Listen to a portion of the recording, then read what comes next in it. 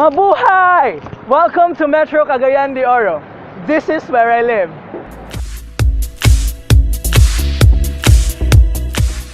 Known also as Metro CDO, it is a metropolis found in northern Mindanao, a major island in southern Philippines. The metro will be fully realized by 2025. By that time, it would be the fourth metropolitan center in the Philippines next to Metro Manila, Metro Cebu, and Metro Davao. It is known as the gateway to Mindanao because of its very productive ports on sea, air, and land. Because of its accessibility, it is a known business hub. Yet because of its growth, people have converted certain parts of beach vegetation across the metropolitan's coast. In my interviews, this has caused migration of animals from these forests, such as snakes and fruit bats, important predators and pollinators, respectively. Moreover, these forests are also threatened with rising sea levels leading to their inland retreat.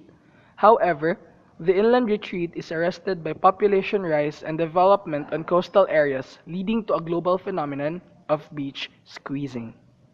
With this, I thought of Metro Cagayan de Oro's beach forests, the development that could arise and the present trend on increasing population of the metropolis could affect the biodiversity of these areas. I thought it would be important to know the current status of beach forests since, as to my pre-research, beach forests are less studied.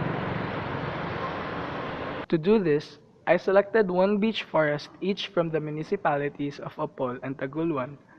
Two beach forests were selected in Cagayan de Oro because of its relatively longer coastline. In each of the sampling areas, 3 transect lines measuring 30 meters each were established. Plants within 1 meter of the transect line were included in the study. The plants were documented through picture taking, press drying, and creating a herbarium sample. Collected plants were then identified through a book by Primavera and Sadaba, Encyclopedia of Life website, and Philippine Plants website. Indices were used for ecological analysis. For this project, 4 indices were used. Sorensen's coefficient compares similarity of 2 communities. Shannon Diversity Index accounts for species richness or the number of distinct species in the area. Simpson's Diversity Index puts more weight on dominant species, thus accounting the dominance of plants to its resulting index. Shannon Equitability Index describes the evenness of plants in the area. The research found 51 species in the area, leading to 2,840 plants. The highest number of species could be found in Taguluan, yet the area with the most plants could be found in CDO2. Because of this, Taguluan and CDO2 have relatively great differences on their diversity that will be seen later in this presentation. Meanwhile, the species of the selected beach forests of Metro CDO reflect the great potential that the plants can affect and offer to the residents of the area. 19 plants were found to have medicinal properties such as Ipomoea piscapre and Cocos vocifera. 5 plants are used for hygiene such as Casitha filiformis and Telipariti tiliaceum. 11 plants like Alophilus cob and Prosopis juliflora are edible. 4 plants are established firewood. Leucaena leucocephala and Prosopis juliflora are some of these. 10 plants are established building materials. The grass Spinifex litoreus and Telipariti tiliaceum are 2 of the 10. 8 plants have veterinary purposes such as Sasuvium portolacastrum and Melothria pendula. For ecological analysis, Sorensen's low coefficients on all possible pairings of the beach forests suggests that there is little overlap on all beach forests.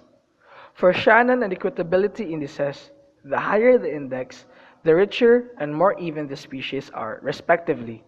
In this case, Taguluan is both the richest and most even beach forest. The table follows a downward trend of indices leaving CDO2 as the least rich and most uneven beach forest. The unevenness is reflected also in Simpson's Diversity Index. The higher the index, the more uneven. CDO2 is also the most uneven, followed by Taguluan, Opol, and CDO1. In CDO2, the most dominant species is Chloris virgata. There are also a number of pest and aggressive species in other areas like Taguluan, having weeds like Amaranthus spinosus and Prosopis gilliflora.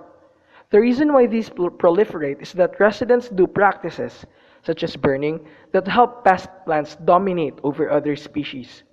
Appropriate controls must be applied. We can see here that beech forest plants have economic uses. It also has very little community similarities. The beech forest in Taguluan has the most even plant distribution and highest species richness. And that second beech forest in Cagayan de Oro have dominant plants that affect the plant diversity of the area. It is recommended that careful planning and study must be done before using beech forests for other purposes. Also, aggressive species such as Chloris virgata must be controlled in beech forest areas.